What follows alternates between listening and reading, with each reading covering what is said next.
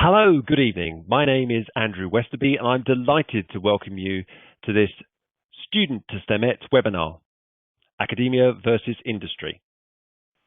Student to Stemettes is supported by Born to Be, the Deutsche Bank Youth Engagement Programme. We have two presenters ready to share their advice and guidance with you. You can follow along and join the Student to Stemette conversation by using the hashtag STS40. I'm Dawn Hewitson. I'm a senior lecturer in computer science at Edge Hill University in Ormskirk, which is between sort of Manchester and Liverpool. The university was set up by the Stemettes, by the suffragettes, not the Stemettes. Obviously, I come from a computing background, and obviously I represent the university. But is there just Isabel there at the moment? Yeah. We have a couple of callers on the line, Dawn. Okay. So basically, in a nutshell, I have a foot in both camps. So and I have personal experience of mentoring people both into industry without attending university and also attending university, and both routes are equally valid.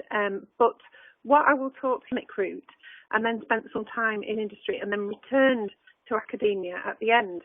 But I have mentored students who have taken both routes. The problem that you have is if you're going to attend, if you're going to want to go into computer science as a career option, then what you have to consider is that generally to reach management levels, there is an expectation that you will have a degree, and sometimes, if you haven't followed that course of action, it can slow down your progression rate. However, with that in mind, some companies like students to just come in at A-level standard, and they like to effectively grow their own. So they like to bring people in and mentor them in the methods that they want the students or the mentees to take. So and that's very much what we call a bespoke role. It's where the company takes you and mentors you into the kind of computer scientist that they want. If you take the academic route, and obviously I'm going to support the academic route because I work in academia, but if you are going to take that route, one of the benefits of taking that option is that generally computer science courses are made up of modules, and you can experience lots of aspects of computer science before you actually make that final decision and to push yourself into a role that you're going to pursue. The other thing that you have to consider is much like other scientific areas, like if you think about chemistry, physics, and biology, computer science is divided up into similar areas, and it's very difficult at first when you're sort of at A-level standard, when you're thinking to which area should I take, and quite often you can sort of dip into taster courses and things like that, so you can get a good idea and get some support with that. There's lots of support about, and one of the things that I try to do is I try to support students with making those decisions. One of the things that I have found from personal experience is that a lot of the people who I know who've come into computing have made up their mind pretty early on that that's what they want to do, and that makes the process somewhat easier because they have a clue about what it is and which area and which field they want to specialise in. And that means that you can actually go and talk to specific people. And one of the things I'm quite good at is being a gatekeeper for those people. I know quite a lot of people in industry that are happy to talk to young people, and also people in academia in specific courses that are quite happy to talk to young people as well and mentor you into the correct route for you. And that's really what I've got to say. There's a few companies. Obviously, I'm based up in Manchester. There are a few companies in Manchester that actually partner with universities for training young people, and so effectively you become both a student and an apprentice, if you would, at the same time. And there are lots of courses currently being developed to support that as well. One of the courses that you might want to currently have a look at is the AQA Tech Specs, which are relatively new, and they work on the basis of you can actually streamline yourself into a particular area of computing. So my sort of advice to you today is, if you are considering taking up a career in computing, is to get as much advice and guidance as you can from people like myself and Natalie, who have both, we've both got really good experience in both areas. And it may well be that university is not the place for you. It may well be that you may well want to consider quite early on that you want to take up an apprenticeship rather than come to a university and take up that option. So if that is what you want to do, then what you need to do is look for roles as they open up and look in specific computing magazines. But the other thing I would suggest to you is that in academia, particularly on computer courses, quite a number of the girls who I come across find computing courses intimidating, because quite often there are very few girls in the classroom, and that can be a problem because obviously you'll want to have peer groups to work with and things like that.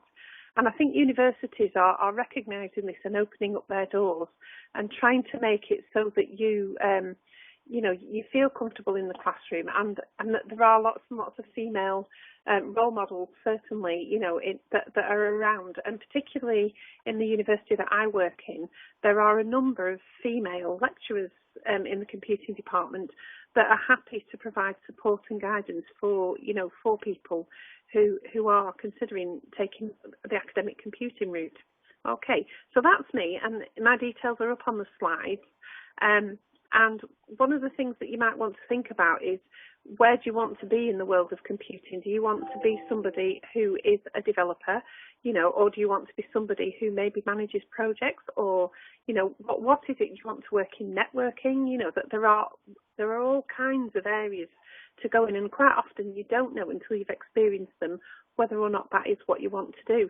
So that really is the benefit of going to a good university, to sort of find out where you want to be in the scale of things. And I hope I can help you this evening to make some of those decisions. And thank you for listening. Thank you very much, Dawn, for giving your presentation there. I moved through the slides for you, and we may go back over some of those different points that you made as we start to take questions a little bit later on. But thank you very much. If you could stay on the line, and thank you. And we'll now move on to our next presenter.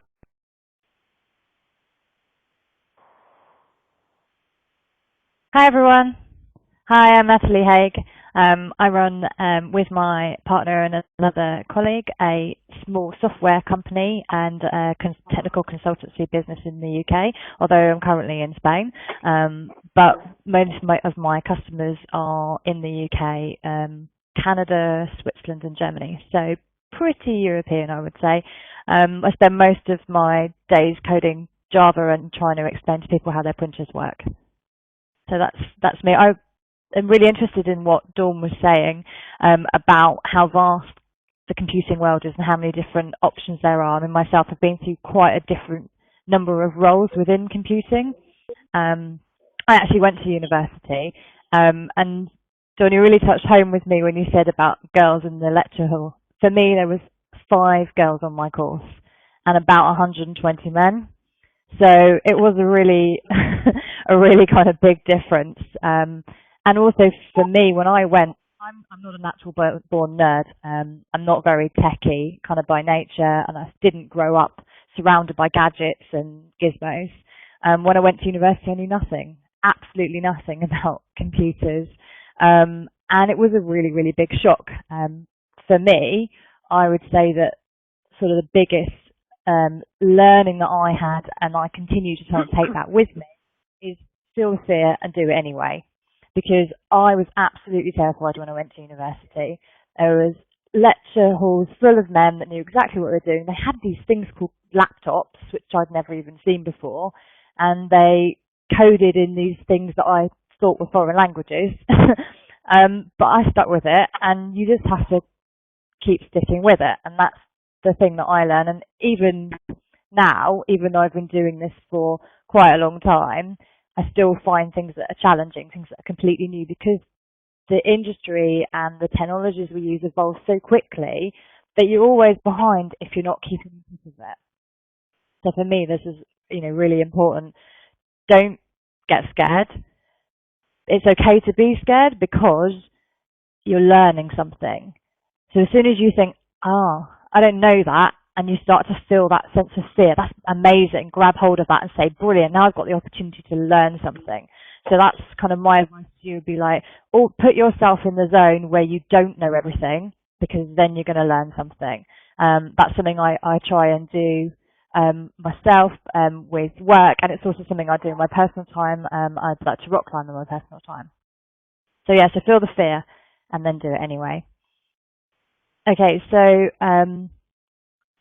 the other thing I would say, and kind of echoing a little bit what we're talking about in lots of different areas, is get as much experience as you can, as much experience as possible, because you don't necessarily know what you want to do, but also you don't necessarily know what you're going to be that good at. So one of the things that I kind of did when I was starting out is I started to just do work experience. I started volunteering, working for nothing, working for very little money, begging people to employ me. Basically in pretty much any industry, not necessarily doing kind of technical jobs, but just trying to understand about businesses and understand about how they work. Now, nowadays I can use that experience in going into clients and helping them turn their businesses around, make them more efficient, etc.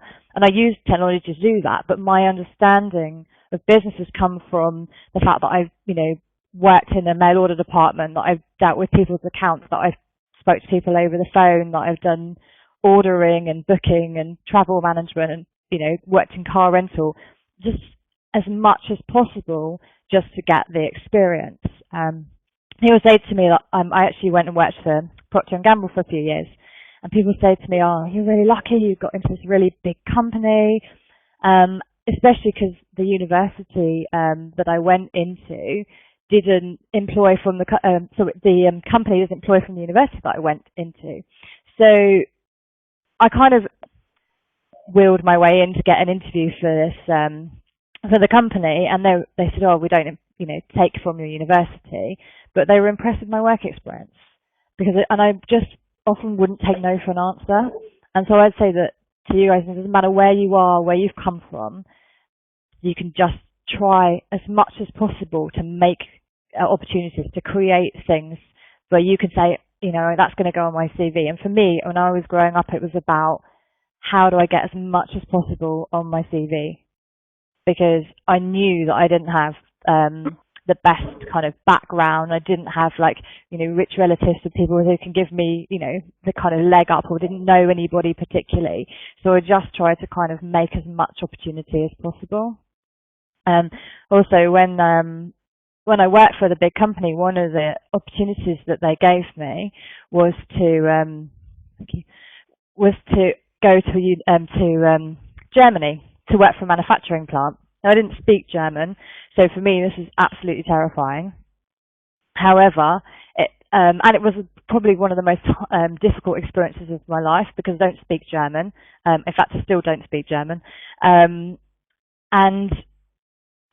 it was hard, really, really hard. I'd say that it was the first time I was in a leadership position, and I had a lot of responsibility. 24. Winning, and the industry didn't reach a person. And it took probably about a year to become fully accepted and appreciated for the work that I did. And it was really, really hard. But what was amazing about that experience is that I stuck it out and I came through it, and I really do feel that I'm better for that. And I think that that would be my message to you, is that if you're doing something that's really, really hard right now, evaluate whether it is the right thing to do, of course, but actually you could be really growing and really improving something in your life. So yeah, for me, that's just grab everything. It doesn't matter whether it's scary or it seems really stupid. Is that making sense to everybody? Can I just add something in there? Would you mind? I echo what Natalie's just said. My experience in the computing industry started with a passion for basketball, and I couldn't afford tickets to go to basketball when I was a student, and I had 2 young children that were interested in basketball as well, and that was my sort of catalyst to get into the computing industry. And there was a basketball team, they wanted a web presence, and I knew somebody who could code, and I thought, if I help them to learn how to code, if I help them to design the web pages, they can teach me how to code in HTML. And then, I mean, that was really back in the day, very, very, very early on. And I actually created the website with a partner and maintained them for a courtside box. And that was how I got into the industry. But again, like Natalie, you've got to try and be almost aggressive to find these opportunities, and and exploit them for as much as you can. Get as much as you can out of them. And we went all over the place with basketball. We really enjoyed it, and that was where my passion started. And then from that, I started up a small company, and that sort of sold web space and a few bits and pieces, and that went on from there. And it just became, quite big quite quickly. And similarly for my husband, my husband is from a background where his father died when he was young, so we have no relatives or anything like that. And he started coding roughly the same time as I did, really. And we both worked in a small computing shop on a Saturday, and we learned how to upgrade Spectrum computers because there was a national shortage of chips at the time. That's going back a long way. And literally from little hobbies, big things came about as a result of it. And, at the moment, for you young ladies, there are a lot of hobbyist things where you can learn quite a lot about computing. You've got your Arduinos and your Raspberry Pis and your code clubs. There's plenty of opportunities to go out and actually learn things which are valuable skills, that will get you a foot in the doorway at universities. And additionally, I echo what Natalie says, be careful which university you do pick, because you want to know which organisations partner with those universities.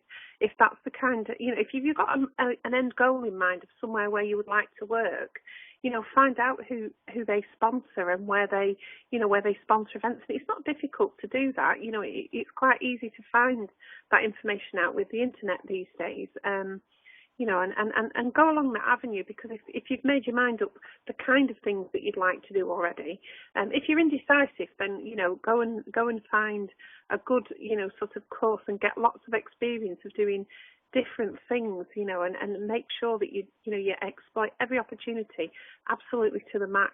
Make sure that you can. Okay. Yeah, definitely. And I would say, kind of bringing back to talking about key relationships, using your network. I mean, you may not start out knowing many people in your family, but, from school and from your friends of friends, they may know people who maybe work in the companies that you're interested in, or the kind of companies. Get yourself on LinkedIn, start making connections and start using those connections, not to kind of, strong arm people into giving you opportunities, but more kind of building relationships, trusted relationships, just asking questions. Do you know anyone that would be willing to talk to me about this? Or do you know anyone that would be interested in taking me on as a mentee about this subject? Or can I ask someone about that? And as soon as you start, people in our situation love to be asked questions. We love to help people. I wouldn't say everybody loves to help people, but I would say the majority of people love to be able to help people, especially young people who are really hungry to succeed. If somebody approached me and said, you know what, I really want you to mentor me, I really want, your advice, for me, that's great, because someone is really interested in progressing themselves, and that's really what's important. So I think, don't be afraid to ask people. Don't be afraid to find out who's good at certain things. For me, although there was only 5 girls in my university, I actually found that a little bit of an advantage because, as a woman, you can be quite charming, and you've got 120 men who are all more than happy to help you when you're stuck on something. So I'm not, that sounds a bit sexist, but, it doesn't really, maybe you see my point, but, it's about using the skills that you have and working those relationships in a way that's sort of mutually supportive. And for me, in the end, I really enjoyed being in that community at university, and everyone was really, really helpful. And it wasn't just that I was female, so that was a big difference, but I was kind of different in the way I approached things as well. I was in computer science, so I would draw out boxes and stick men on pieces of paper before I went anywhere near the computer to code something. And the traditional computer scientists thought I was an alien, basically. They were like, why haven't you coded anything yet? Well, I'm not sure it's going to work until I've moved these counters on this piece of paper to get the logic right, because I needed to see it visually rather than just type in the codes. So, but what was really nice is that they were eventually accepting of the fact that it didn't matter how I approached the problem when the solution came out the other end. But it was really different, and I really enjoyed sort of seeing different people's perspectives, stuff like that. And I think that for me, the key things to my success so far have been getting the right kind of people around you, building the good relationships with people who know people who might be able to help you, but also not necessarily technically or in the industry, but making sure you surround yourself with the kind of people who are encouraging, who are positive, like a really good influence, who themselves want to be better. So your friends who, they don't necessarily want to be in IT or anything like that, but they want to improve themselves regularly. Maybe they're really good at sport, or they're constantly trying to make themselves better. And that really helps you kind of push yourself forward and make really good decisions in terms of improving yourself. Try and stay away from negative influences. That would be kind of the key advice that I would give someone who really wants to kind of succeed. Cool. And I only have one last point, if I've got time for that.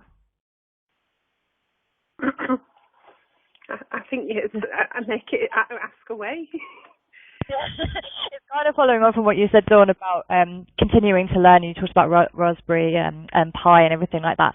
There's a lot of the things that I have to do right now is to kind of further my own knowledge. As say, technology is changing.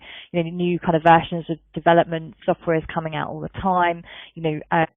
Responsive. Everything's always changing. So professionally, I need to be really up to date. And I use quite a lot of things for that, a lot of online sort of certifications and online courses. There's also YouTube a lot for stuff like that. I don't know if you heard of Udemy, if that's how you pronounce it. You've got things like Learnable, Oracle obviously do their own kind of things.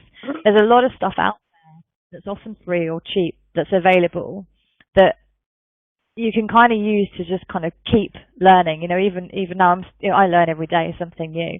Another thing that isn't specifically technical but has made a really big difference to me in terms of growing and learning is an organisation called Toastmasters, which you may or may not have heard of, but it's to do with learning how to public speak, which is apparently one of the biggest fears that people have. I think even bigger than spiders. Speaking in public is absolutely terrifying, and something that terrified me for a long time. But attending something like Toastmasters, the whole process of speaking in public, learning to speak in public, learning to help other people overcome this fear has been really fantastic. It's a very cheap organisation. It's completely international. So when I'm travelling around Europe, I can attend the courses there every week or every 2 weeks, and it's really, really easy. So I would say just keep learning, just keep looking for opportunities, go look for groups of like-minded people, something like Toastmasters or other things that are maybe more industry specific for you, and just go along and start meeting people and just start doing stuff. That's kind of that's all I have to say, if that helps. That's great. No, it does help. That's fantastic. Thank you very much for sharing those different things.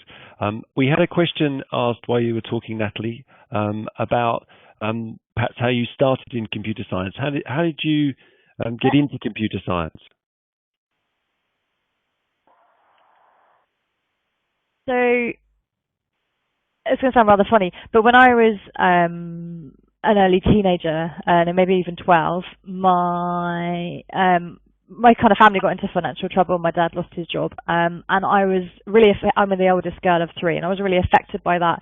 I really wanted to go and earn enough money in order to pay off the mortgage, because I was, you know, it's a big thing for you when you're young and all you know is your own family. And so I was, you know, listening to people talk and reading, and this thing called, you know, a technical manager or a hybrid manager, someone who sort of sits between the computer people and the business people. You know, this was getting a really good reputation at the time. Lots of people were earning a lot of money in the city, and I thought, this is the job for me. This is what I'm going to do, and I'm going to make loads of money. I'm going to pay off my parents' mortgage. So that for me is honestly the reason that I got into that. Or the first thing I kind of like wanted to do. So at 13, I kind of said, right, okay, I'm going to do these GCSEs, these A-levels, and I'm going to go to university. But sort of through that path, I just kind of fell in love with it, really. Just the ability to see a problem in a business. For me, I'm hoping it answers for the questioner as well. Whilst we're waiting for some other questions to come in, Natalie and Dawn, I just wanted to ask you about hints for really getting going with opportunities. So you've both in different ways talked about how seizing opportunities is something that you should do and feel the fear while you're doing it. And Natalie, you even said, you know, if it's making you feel uncomfortable, then that sounds like a marker for you. It's like it's something that sort of you're perhaps drawn towards. And what about hints for sort of seizing those opportunities? How do you make that work? Perhaps if we could go to Dawn first. If you're thinking there's things that you could do, but you perceive there's certain barriers in the way, how can you maybe look through those? How have you seen people look through those barriers, Dawn, and get those opportunities that they've wanted? Okay, so the first thing is you've not got to be frightened of people saying no to you. That, because, you know, in general, what you will find out is the computing world is a very, very generous world. People are more than happy to give up the time and the resources, and, you know, there's open source things that you can look at. GitHub is a good place for going for, you know, for sharing of things and what have you. One of the things that I find really, really useful is going to hack events. So finding where you've got a local hack event, and getting yourself involved in that. And there are lots and lots of them, you know, about. And quite often, people at these events, that they're geared for socialising as well. So you actually get to talk to people and get to meet new people and make new friends. So that's the first thing. Obviously, make sure you do it safely. You know, make sure that you're going to one that is, that is safe. And I don't quite know how you would perhaps, you know, find that out really, but perhaps talking to the organisers before you go. And usually places like Eventbrite, if you get yourself onto Eventbrite, which is a website, there's quite often events advertised. That we certainly run events here up at the university that we encourage people to come along to, and get yourself involved in something that interests you. Don't just go to an event for an event's sake. Find something, some aspect of computing that interests you, and then go and check on Eventbrite and see if there are some local, you know, gatherings, or even, you know, maybe travelling to the nearest city, because you can find, you know, in cities there are lots of things, certainly in Manchester and Bristol and Birmingham and London, you know, and Leeds, I can think of just off the top of my head, you know, that have regular hack meetings where people get together and solve problems just for the fun of doing it. And from that you learn things out about coding. The other thing I would say as well is to follow a hashtag on Twitter about something that you're interested in, because quite often on Twitter people want to tell you what they've been doing, and so it's a good idea to look for example, Minecraft is a current game that lots of people like to play. And if you follow Minecraft on Twitter, there are lots and lots of events happening up and down the country at the minute with people learning to program in Minecraft using Python. And from that, I have actually been to the Python conference that's at Coventry, and they have an education strand there as well that people are welcome to come along to. And that's really, really useful because you get to meet people, and that provides opportunities as well that you perhaps wouldn't get if you were on Twitter. So a little bit of online networking and a little bit of face-to-face talking to people. And, you never know, one day you might bang into a person and chat to them and they'll think, oh, there's Susan or whoever that I met at such and such conference, and that can open doors for you as well. So again, going back to what Natalie says, networking is the first place of starting. Going onto Twitter and following particular hashtags on things that you're interested in, and then from that, seeing if there are events that you can go to that teach you things that you want to learn. And that for me has always been a starting point. You've got to have a passion about what you're doing and enjoy it. Okay. That sounds really good. There's some really good points there, Dawn. Thank you for sharing those. And you've touched on some of the things that we've spoken about in some of the other webinars, which is great because I know that people who are watching this on the recording can go back and have a look at those. So thank you very much for doing that. Do you have anything to add to that, Natalie? Anything that Dawn did a very comprehensive answer there? Yeah, it was pretty comprehensive. The only thing I would say is that often a lot of my really good contacts came from completely different places, like not specifically targeting IT actually, but I've tried to do a lot of volunteering in the past, like going along to different charities and different events, and other kind of sessions. Like for example, recently went along to kind of Virgin Startups. So a lot of their presentations have been really interesting. But on the charity side, if you're going along on a day where I know maybe it's a Christmas time or in the summer, and you're going with a whole load of other people, young, professional, all different walks of life, to volunteer to do something that you're passionate about, often you make really good connections with people in a really natural way, and then those people can turn out to be really useful often, or really and certainly interesting, and you end up having longer term relationships with them. It's a little less dry than kind of like, hi, I'm at the same event as you, how do you do? You've kind of been down in the dirt digging a big hole for like a children's playground with somebody. You're going to make really good connections. And also, I mean, personally, I love doing that kind of stuff. It makes me feel really good. So if you can weave that into your life, into your time, then for me, that's always been a really positive thing. Thank you. Can I just add, Andrew? Can I just add something there as well? Sorry to be a pain, but I belong to an organisation called CAS Include, which they run hack days up and down the country, and they're not always themed around computing. They're not always. There are lots of other things that they do, and like Natalie's just said, it's got to be something that you're interested in, and it doesn't always necessarily have to be computer science related. Most problems that computer science solve come from outside of the field of computer science, and I think that that's really an important thing that Natalie said. Thank you. Sorry. No, that's great. Thank you for adding that. And I think, yes, lots of the things that we've spoken about this evening, although they have been from computer science and from the tech side, do cover our thoughts about STEM generally and about thinking those opportunities that are out there and how we might be planning our career tracking. I just wanted to go back just to ask a little bit, Dawn, about, you were talking about the difference between the academic route and the industry route, and just to tease out a couple of things from there, what you were talking about. Okay. You talked about maybe the industry route being a little bit, you touched upon about it being employer focused. Could you expand a little bit more about that? Okay. So generally, when a company hires somebody with a view to mentoring them, generally, although they do want to have people who can multitask and perform diverse roles, generally they are mentored to perform specific tasks or work within specific environments. So, for example, and if you don't mind me dropping names, I'll use late rooms as an example.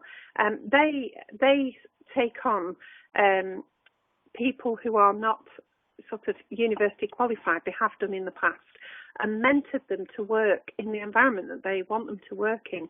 So, for example, they work using a method of development called Agile, and it wasn't, when at the time it wasn't commonly used. So they would mentor people just to work in that kind of an environment. using the .NET technology and the kind of things that they want. So it's often very focused and very specific. And once you sort of sign up to go and work with a company, quite often, until your role changes or until another opportunity evolves within the company, you are sort of pigeonholed to become a specialist in that area. So, for example, one gentleman actually came here once for an interview for teacher training, and when I spoke to him, he actually wanted to work as a database manager. That's what he wanted to actually do, but he didn't know anybody. So I actually said to him, well, will you come with me into Manchester and I'll take you to somebody who manages a big database, and if you want to work for nothing for a week, just to see how you go on. And he went on and he became the database manager within that organisation eventually, because he was mentored through the process. But that is really all he can do. And I say all, it's quite an enormous role, but that is what he specifically does. Similarly with network technicians, I've set up courses. I used to work in a school as the head of computing in a school, and I needed network technicians. We had a very small budget, so I went to the local college and asked for a course to be set up for apprentices for network technicians. So people came in and actually learned to manage, the network, and quite a lot of those opportunities exist. But it isn't. I wouldn't say it's a problem. I would say that once you're in one of those roles, the opportunities for diversifying can be very limited, because that's the purpose they've called you in to do the role. And you've got to wait for opportunities to further come up in the role before you can move on. Whereas, yeah, of course you can. I totally agree with you, and I think you're right. When it is industry focused, because when I'm an employer as well as being an employee, you want your employee to do what you do, to follow your processes, and it's always going to be like that because that's really efficient. But what I would say is, as an individual, you have to take your own responsibility or your own learning as your responsibility. So maybe, your 9 to 5 job is you are following these processes as the business is set out. You're using the technologies they want you to use, the way that they want you to use them. But it doesn't mean your learning should stop there. If you want to be more than just the person that fits into that mold, then you're going to have to spend some of your own time to further your knowledge in other areas and to make sure that you're keeping your finger on the button. Now, we're not taking the easy route here. That is obviously a lot of extra work when work itself is already very busy. But I don't think that people should accept, when you're in a job and that's your job title, that that's all the knowledge that you have, all the skills that you have. The people who I know who've been very successful are always doing a little bit something on the side, whether it's a website for a friend or something else, or they're just learning something online in their own spare time, whether it be another language or something different. But it's always about taking that responsibility more than what is being asked of you. So that's just my perspective on that. I think you're absolutely right, Natalie. I think you're absolutely right there, because it is very much when you are pigeonholed like that, you've got to look for where there are other opportunities. The difference between the university setting and taking it from the perspective of taking a university course is quite often there is a lot of autonomy within the modules that you can select in a university. So before you get to the point that you're actually choosing a role, a job, quite often you've experienced a lot of different areas and you know where your strengths are. Whereas sometimes when you're in a role, you have to sort of work within the role and then diversify privately and look for an opportunity within the way that you've diversified, if that makes sense. So sort of skipping from one to another. And quite often, some organisations will say we don't want people unless they've got degrees. And so, you're sort of in a chicken and egg situation trying to chase round for opportunities as well. So it is 6 and 2 3s, isn't it, really? You've got to decide what it is that you want to do. And what avenue is best for you, because you may well not be suited to the academic environment. You may well not like that type of, learning, and you may well learn better by actually doing something on the job and sitting qualifications alongside. Sorry, excuse me. I just wanted to ask. Yes, Thank you, John. I just wanted to ask about other courses that might be available. So obviously there's traditional courses, or there's those other extended learning university courses that are there, higher education courses. But you mentioned a few other and different things, Natalie, that perhaps we haven't all heard of before. And some of those might be free. They might have a small value to them. Was it Udemy that you mentioned earlier? Yeah, Udemy, learnable. I mean, depends what you really want to do. If you sort of want to go into soft skills a little bit, when I say soft skills, I mean kind of like web design, that kind of thing. Then Learnable is quite good. There's a lot of cheap stuff on there. Udemy's got a lot of material actually, and they're always having offers, so that's very good. But then you've got then the next level up, Microsoft certification, Oracle certifications, and these are professional certifications that you don't need to have a degree to do, but employers will look for them. And if I had someone come to me and they didn't have a degree, but they had loads of experience and they had the certifications for Java, then I would look at them because they've proved that they can, especially Java developer, that they prove that they can code. And that's really what's important. That's great. Thank you very much for that answer there, and thank you both of you for talking to us this evening. It's been a great pleasure to hear both of your hints and tips and advice. We're going to start to wrap up now. Thank you very much for those attendees that have answered, that have asked questions, and that hopefully you've answered those. Would you yes, mind please, if I made Natalie. one? I would just want to say that, as the computer industry is absolutely vast, there's loads of things in it, as well as striving to be the best that you can be, accept that you can't be expert in everything. Find experts in the things that you need but don't want to learn. And for everything else, there's Google. Learn how to use it. Yes, and use it well, yes. So, and I think that's the same. Computer science is the same for the other STEM specialisms as well. So that's great. And thank you very much, Dawn, for offering to answer people's questions that they may have thought of after or they're watching this recording. Your information and your contact details are on your slide, so I'm sure people will be in contact with you. Thank you very much, Natalie. Thank you very much, Dawn, for joining us. Thank you very much to all the attendees. We'll finish up now, and I will send out the feedback form for our attendees to feed and give us some feedback on that. It's always good to get that, and we'll place that in the about text for our recording as well. So thank you all very much for joining us for this Stemette Student of Stemette recording and webinar. Thank you very much. Goodbye. Bye-bye. Thank you. Bye. Bye. Bye. Thanks, Natalie. Bye.